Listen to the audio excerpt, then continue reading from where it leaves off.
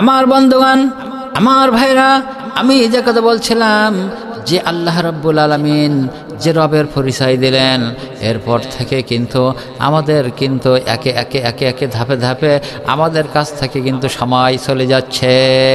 আমার ভাইরা, আমার বন্ধুগণ, আজকের এখনও সেই রবকে চিনলাম না, রবের পরিচয় জানলাম না, তাহলে আপনার আমার আজকের যারা মাহফিলে আসছেন, কারো বয়স হয়ে গেছে 20 বছর, 30 বছর, 40, 50, 60, 70, 80, 90 বছর হয়ে গেছে, এখনও রবের পরিচয় জানলেন না। এখান থেকে যদি আগামীকালকের মৃত্যু হয়ে যায়, কি এখন মৃত্যু হয়ে যায়, তাহলে রবের সামনে আপনি কি পরিচয় দিবেন, কি বলবেন? এই জন্য রবের পরিচয় হিসাবে আপনাকে আমাকে জানতে হবে। কিন্তু সময় কিন্তু থেমে নেই, আপনার আমার থেকে কিন্তু সময় চলে যাচ্ছে। আমার বন্ধুগণ, আমি দৃষ্টান্তটা এইভাবে দিয়ে থাকি। আজকের মাহফিলে আসছেন, ওই যে চাচা দেখা যায় বসে আছেন, ওই চাচার বয়স মনে করেন যে এখন হলো 70 বছর বয়স, কিন্তু 70 বছর বয়স কিন্তু আল্লাহ তাআলা ধরে নেন, আল্লাহ তাআলা ওনাকে 80 বছর হায়াত দান করেছেন। কিন্তু 70 বছর 80 বছর যখন হায়াত দান করে যদি থাকে, তাহলে দেখেন 1 বছর 2 বছর 3 বছর করতে করতে করতে করতে তাকে আজকে 70 বছর পর্যন্ত হয়ে গেছে, আর 10 বছর বাকি আছে। কিন্তু 70 বছরের ভিতরে ইনকাম করতে পারেন নাই, আখেরাতের পথ গুছাইতে পারেন নাই। কিন্তু যদি 10 বছর কি পারবে? যেখানে পারলো না 70 বছরতে 10 বছর বাদ গেলে 60 বছর থাকে, 60 বছর দেখা গেল ওই দিকে আপনার 20 বছর বাদ যাচ্ছে। তাহলে এই সময়ের ভিতরে এখন আমি ওই যে রবের পরিচয় জানলাম না, তো 10 বছরের কি পরিচয়? এর জন্য সময় নষ্ট হয়ে যাচ্ছে না? আমাদের কাছে কিন্তু সময় চলে যাচ্ছে। আল্লাহ রাব্বুল আলামিনের সময়ের কথা সূরা আসরের ভিতরে বলেছেন, ওয়াল্লা আসরি ইন্নাল ইনসানা লাফি খুসর ইল্লাল্লাযীনা আমানু ওয়া আমিলুস সলিহাতি ওয়া তাওয়াসাউ বিল হক ওয়া তাওয়াসাউ বিস সাব। আল্লাহ তাআলা কোরআনুল কারীমের ভিতরে বলে দিয়েছেন সূরা আসরের ভিতরে, ওয়ালা আসরে, আল্লাহ তাআলা কিন্তু আসরের সময়ের কসম কেটে বললেন। কি বললেন? আসরের সময়, ওয়ালা আসরে, সময়ের কসম, সময়ের কসম। তাহলে আল্লাহ পাক কসম কাটার কোনো দরকার আছে নাকি? কসম কাটার কোনো দরকার নাই। এখানে কসম কাটলো এই জন্য, আমার বন্ধুগণ, আমার ভাইরা, এখানে আল্লাহ পাক কসম কেটেছেন এই জন্য যে জিনিসটা অতীব জরুরি, বান্দার জন্য খুব প্রয়োজন, খুব গুরুত্বপূর্ণ, এরকম একটা মেসেজ যখন আসে আল্লাহ রাব্বুল আলামিন তখন কিন্তু কসম কেটে থাকেন। তাহলে বলে আসরে, সময়ের কসম। এখানে কসম যখন কেটেছে সময়ের ব্যাপার নিয়ে, তাহলে সময়টা কিন্তু মানুষের জন্য অত্যন্ত জরুরি, ঠিক কিনা যারা বলেন? সময়টা অত্যন্ত জরুরি।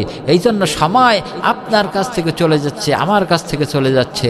আমার বন্ধুগণ, এইরকম যদি চলে যেতে থাকে, এখনও যদি আমি রবের পরিচয় না জানি, এখনও যদি আল্লাহকে না চিনি, এখনও যদি 5 ওয়াক্তের নামাজ না ধরি, এখনও যদি কোরআন তিলাওয়াত না জানি, আমার বন্ধুগণ, এখনও যদি ভোটটা কার দিতে হবে সেটাও সঠিকভাবে জানি না, আমার বন্ধুগণ, কীভাবে ইসলামী আন্দোলন করতে হবে সেটাও জানি না, কারা ইসলামী আন্দোলন করে, কারা ইসলামের পক্ষে, কারা ইসলামের বিপক্ষে অবস্থান করছে, এটাও যখন জানি না, তাহলে মারা এখন সময় তো চলে যাচ্ছে।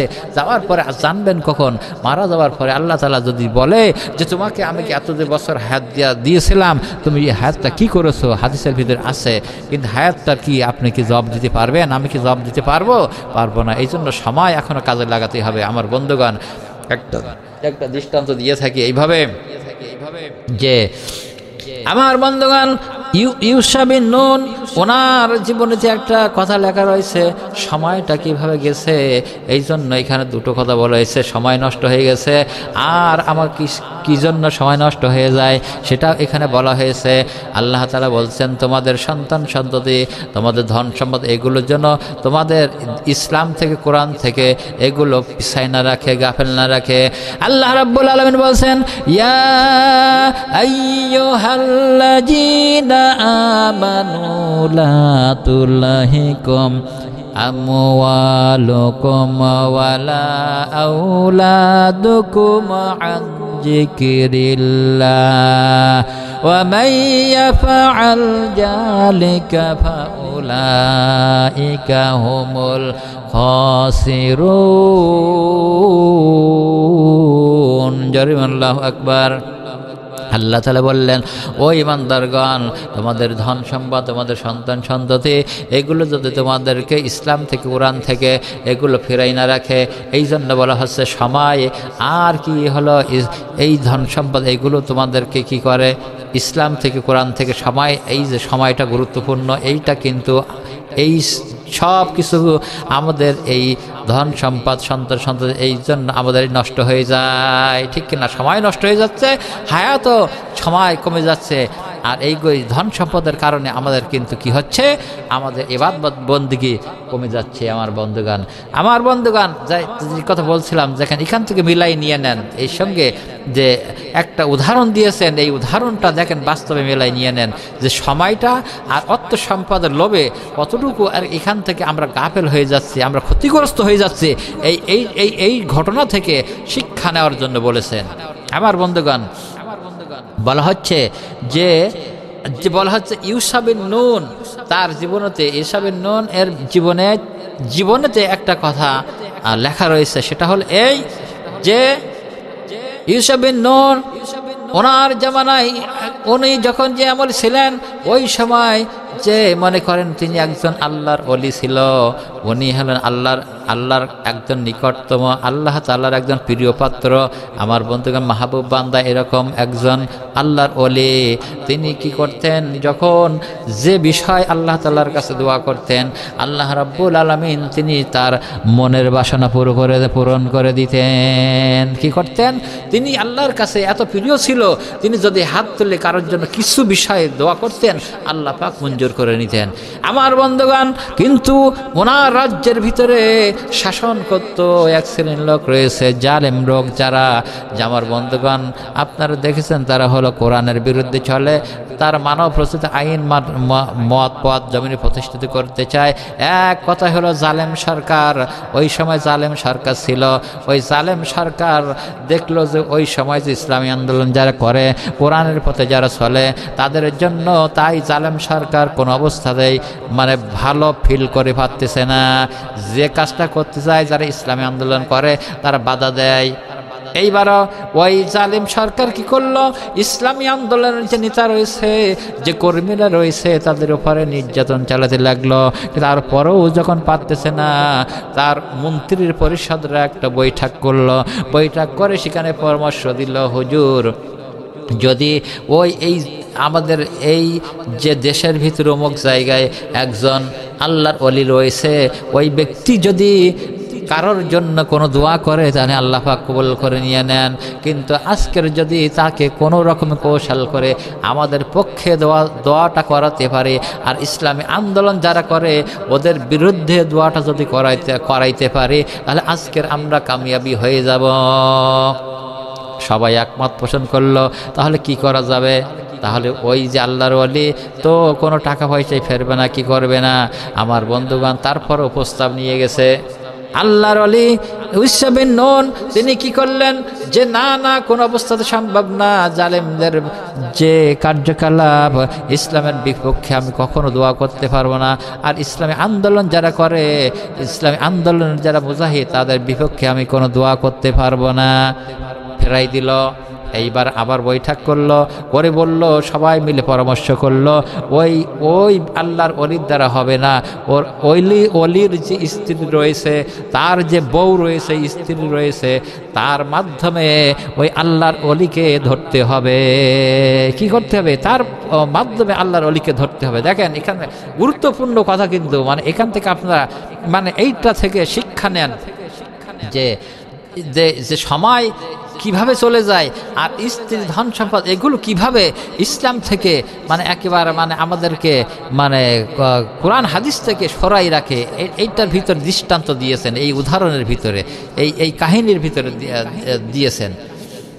আমার বন্ধুগণ, এইবার কি করলো, ওই জালেম বাদশার লোকজন এসে স্ত্রীকে পটাতে লাগলো যে তোমার স্বামী ইউসা বিন নুন, তাকে যদি তুমি কি করো, আমাদের পক্ষে দোয়া করাতে হবে, আর ইসলামী আন্দোলন যারা করে ওদের বিপক্ষে যদি তুমি দোয়াটা করাইতে পারো তোমার স্বামীর দ্বারা, তাহলে তোমার এত ধন সম্পদ দেবো, এতটা টাকা দেবো, তোমার এত ভরি স্বর্ণ দেব, গহনা দেব, কানের দেব, ব্রেসলেট দেব, অনেক কিছু অলংকার দেব।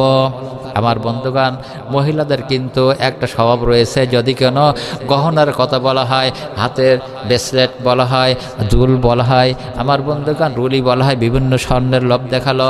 এইরকম দেখানোর পরে যখন বললো আচ্ছা ঠিক আছে আমি আমার স্বামীকে যে কোনো প্রকারে আমি ফেরাবো, প্রথম দিন স্বামীকে বলল, ফেরাতে পারল না। দ্বিতীয় দিন আবার বলল, পারল না। তৃতীয় দিন স্বামীকে বলল, স্বামী তুমি যদি একটুখানি দোয়া করো তাহলে তোমার অসুবিধা কোথায়?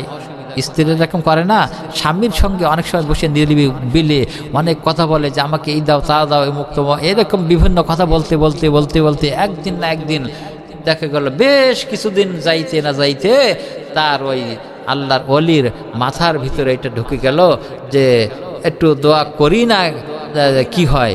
বোর কথা আর ফেলাইতে পারল না, কি করলো? ইসলামী আন্দোলন করে তাদের বিপক্ষে দোয়া করলো, আর জালেম পক্ষে, জালেম সরকারের পক্ষে দোয়া করলো। আমার বন্ধুগণ, এই অবস্থা যখন হলো, জালেম সরকার যখন আরো উৎপীড়ন চালানো আরম্ভ করে দিল, আমার বন্ধুগণ, আমার ভাইরা, এক পর্যায়ে দেখা গেল এই রকম অবস্থা যখন হয়ে গেছে, আল্লাহর ওলির উপরে আল্লাহ তাআলার অভিশাপ লেগে গেছে। তার কারণ ওই আল্লাহর ওলি আমানাতের খেয়ানত করেছেন। কি যে আল্লাহ রাব্বুল আলামিন যতদিন তাকে ভালোবাসতো, আর এই ব্যক্তি যতদিন আল্লাহ তাআলাকে ভালোবাসতো, তখন আল্লাহ তাআলার প্রেমে তাদের কি আল্লাহ তাআলার কাছে যদি কোনো দোয়া করত তখন কবুল করে নিত। কিন্তু আজকের কি করলো? ইসলামী আন্দোলন যারা করে, কোরআনের আন্দোলন যারা করে, কোরআনের মুজাহিদ তাদের বিপক্ষে দোয়া করলো, আর জালিম বা যারা কোরআনকে দুনিয়া থেকে মিটাই দিতে চায়, ইসলামের বিপক্ষে অবলম্বন করতেছে, তাদের পক্ষে দোয়া করলো। আমার ভাইরা, আমার বন্ধুগণ, এই জন্য আল্লাহ রাব্বুল আলামিন দোয়া কবুলের দরজা বন্ধ করে দিয়েছে। এত দোয়া করে আর কবুল হয় না, এত দোয়া করে কবুল হয় না। ওই ব্যক্তি খুব পেরেশানের ভিতরে পড়ে গেছে। আল্লাহর অনেক খুব চিন্তিত হয়ে গেল, আমি মনে হয় ভুল করেছি, আমি মনে হয় এই দোয়াটা করে অন্যায় করে ফেললাম। আমার ভাই, আমার বন্ধুগণ, ওই আল্লাহর ওলি মোর আফসোস করতে লাগলো যে আমি কি করলাম। আমার স্ত্রীর কারণে আজকের আমি আল্লাহ রাব্বুল আলামিন যে প্রিয় বান্দা ছিলাম তার থেকে আমি বঞ্চিত হয়ে গেলাম। ওই ব্যক্তি কি করলো? জঙ্গলের ভিতরে চলে গেল। আমার ভাই, আমার বন্ধুগণ, ওই ব্যক্তি যখন চলে গেল, আল্লাহ রাব্বুল আলামিন কাছে এত কান্না কাটলেন যে আল্লাহ তাআলা আমি ভুল করেছি, আমাকে মাফ করে দিয়ে দেন। এইভাবে অনুনয় বিনয় করার পরে একদিন দুদিন এইরকম যেতে যেতে আমার বন্ধুগণ, আল্লাহ রাব্বুল আলামিন তাকে একটা মারফতে, ইলহামের মারফতে জানাই দিলেন যে ওই ব্যক্তির জন্য আমি 3টি দোয়া বরাদ্দ করে রেখেছি। যদি 3টি দোয়ার মাধ্যমে 3টি দোয়া কবুল করবো, এই 3টি দোয়ার মাধ্যমে সে যদি সব কিছু অবলম্বন করতে চায়, সে যদি জান্নাত পেতে চায়, সুখ শান্তি পেতে চায়, 3টি দোয়া তার জন্য খোলা থাকলো। 3টি দোয়া করলে আমি আল্লাহ তাআলা 3টি দোয়া কবুল করব।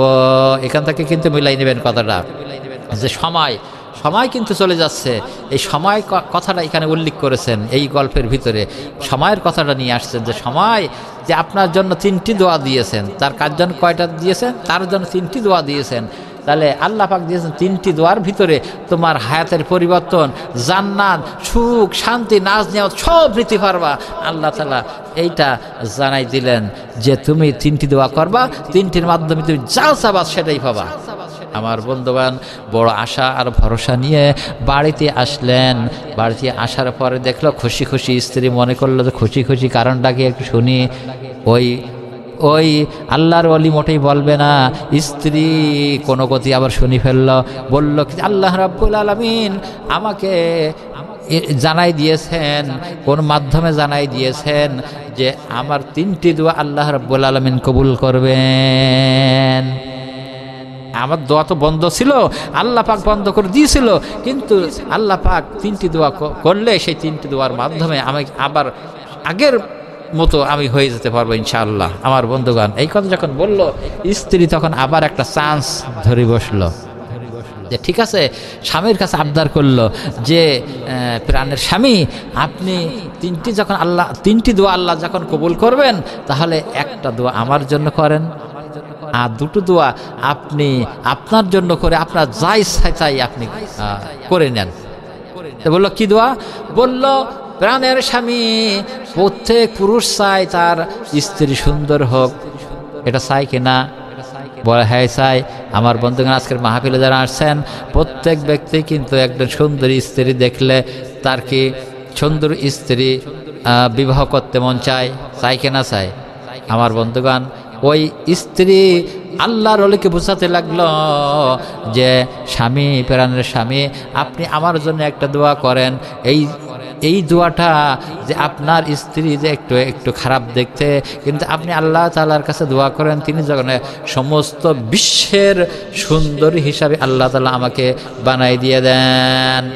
আমার বন্ধুগণ, এইবার ওই আল্লাহর ওলির মনে একটুখানি হলো যে ঠিক তো, স্ত্রী যদি সুন্দর হয় তো কি ভালো লাগে না? লাগে না?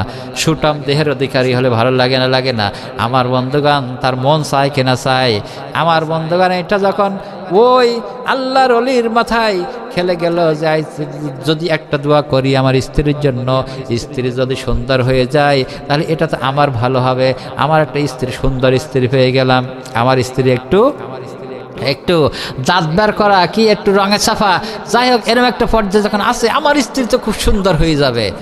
এই একটা না স্ত্রীর পক্ষে করি, আর দুটো দোয়া আমার জন্য রেখে দিলাম। আমার বন্ধুগণ, আমার ভাইরা এখান থেকে শিক্ষা নিতে বলেছেন, আপনার জন্য আমার জন্য যে আল্লাহ তাআলা দোয়ার দরজা বন্ধ করে দিচ্ছেন, আমরা যে ইসলামের বিপক্ষে চলতেছি, কোরআনের বিপক্ষে চলতেছি, আপনার যে সময় দিয়েছে, আমার যে সময় দিয়েছে, আমার যে হায়াত দিয়েছে, সব কিন্তু এইভাবে সব শেষ হয়ে যাচ্ছে। আর এক স্ত্রীর কারণে দেখেন আজকের ওই আল্লাহর ওলি সব কিছু থেকে বঞ্চিত হয়ে যাচ্ছে। আমার ভাই, আমার বন্ধুগণ, এইবার কি করলো? স্ত্রী বলল, প্রাণের স্বামী, আমি যাতে বিশ্বের সুন্দরী একজন নারী হয়ে যাই, এই দোয়াটা আমার জন্য করেন। আমার বন্ধুগণ, ওই স্বামী দুই হাত তুলে আল্লাহ তাআলার কাছে দোয়া করলেন, রব্বুল আলামিন, আমার স্ত্রী একটু দেখতে খারাপ, একটু হয়তো কালো কালো রঙে ছাপা, দাঁত বার করা, আমার স্ত্রীকে আপনি এই বিশ্বের সেরা স্ত্রী পরিণত করে দিয়ে দেন। আল্লাহ তাআলা কবুল করলেন, স্ত্রী একেবারে সর্বশ্রেষ্ঠ সুন্দরী পরিণত হয়ে গেল। আর এই মহিলা যদি সর্বশ্রেষ্ঠ সুন্দরী পরিণত হয়ে যায়, এই আপনাদের মাহফিলের আশপাশ থেকে যদি মহিলা যাচ্ছে, অনেক লোক মাহফিল শুনতেছেন, আবার অনেক লোক তাকাই দেখতেছেন, কাজ করে দেখে যে কোন মহিলাটা যায়, কেমন হঙ্গ ভঙ্গ দেয়। অনেক দেখা যাচ্ছে না, এই রাস্তা সাইডে দেখা যাচ্ছে না, অনেক মহিলা মাহফিলে প্যান্ডালে যারা যুবক আছেন, অনেক দেখা যাচ্ছে চোখ কাজ করে দেখতেছে যে কি মহিলা যায়, এরকম আছে না নাই? আমার বন্ধুগণ, যখন সুঠাম দেহের অধিকারী ওই আল্লাহর ওলির স্ত্রী হয়ে গেল, খুব সুন্দর অবস্থা হয়ে গেল, রাস্তায় যখন দেখে যুবকের আর মাথা ঠিক থাকে না। আমার বন্ধুগণ, এরকম ভালো স্ত্রী দেখলে, ভালো মহিলা দেখলে অনেকের কিন্তু লোভ হয় না, কোনো আকর্ষণ বাড়ে না। আমার বন্ধুগণ, এক পর্যায়ে এলাকার মহল্লার শহরের মানুষ ওই বুজুর্গ ওই আল্লাহর ওলির স্ত্রীর দিকে নজর দিয়েছে, কি করে ওই স্ত্রীকে বাগানো যায়। আমার বন্ধুগণ, এত সুন্দর পরিণত হয়ে গেছে। আমার ভাইরা, আমার বন্ধুগণ, লোক তাকে যখন লোবার সামলাতে পারে না, এমনকি তাকে ইপটিজিং করার জন্য শাড়ির আঁচল ধরে ঢাকে, হাত ধরে টানে, এরকম যখন অবস্থা হতেছেন, এইরকম এক পর্যায়ে যখন হচ্ছে, ওই আল্লাহর ওলির আর এলাকায় মান সম্মান থাকতেছে না। যুবকেরা যে ওই তার স্ত্রীর শাড়ি ধরে টানে, আঁচল ধরে টানে, হাত ধরে টানে, তার সঙ্গে খারাপ ব্যবহার করতে চায়, খারাপ আচরণ করতে চায়। এক পর্যায়ে এলাকার মানুষ সব সিসি করা যখন আরম্ভ করে দিয়েছে, এক পর্যায়ে আল্লাহর ওলি এইটার সহ্য করতে পারলো না। কিন্তু আল্লাহ রাব্বুল আলামিন যে 3টি দোয়া কবুল করবেন, এইটা আর ওই আল্লাহর ওলির মনে নাই। তখন টেনশনে রয়েছে, আমার স্ত্রী সুন্দর হয়ে গেল, পাড়ার ছেলেরা ডিস্টার্ব করে, পাড়ার ছেলেরা তাকে ইপটিজিং করতেছে, অবৈধভাবে সম্পর্ক স্থাপন করতে চায়, এমনকি খারাপ কাজ করতে চায়। এই টেনশন বুজুর্গর মাথায় আরম্ভ হয়ে গেছে। আমার ভাই, আমার বন্ধুগণ, এই পর্যায়ে যখন চলে গেল, তখন ওই আল্লাহর ওলির তখন মান সম্মান আর থাকতেছে না। এক পর্যায়ে তিনি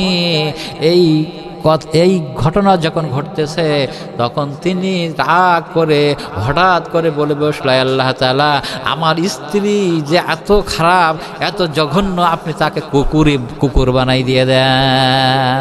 কি করেন? কুকুর বানাই দিয়ে দেন। তাহলে দোয়া কটা শেষ? দোয়া কয়টা কবুল করবে বললো? তিনটি, তাহলে কয়টা শেষ হয়ে গেল? বুঝতেছেন কথা? হ্যাঁ, দুইটা শেষ।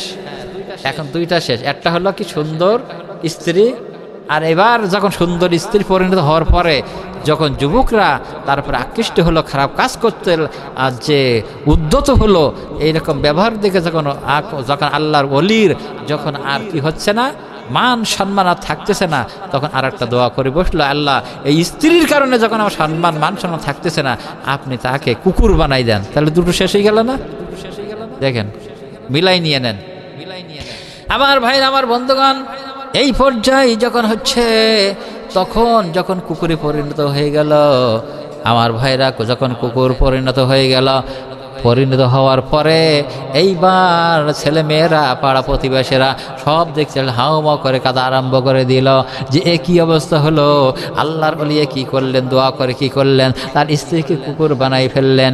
এই অবস্থা যখন হলো, তখন সমস্ত সবাই ওই আল্লাহর ওলিকে তিরস্কার করতে লাগলো যে তুমি কেন এই দোয়াটা করলে, তোমার সন্তান রয়েছে, তোমার স্ত্রী রয়েছে, এই তোমার ছেলে আছে, তোমার মেয়ে আছে, তোমার সবাই রয়েছে, আর আজকে তোমার স্ত্রী কুকুর কেন হয়ে গেল? এটা তো লোকে যখন তার উপরে তিরস্কার করে আরম্ভ করে দিল, টেনশন আরো বেড়ে গেল।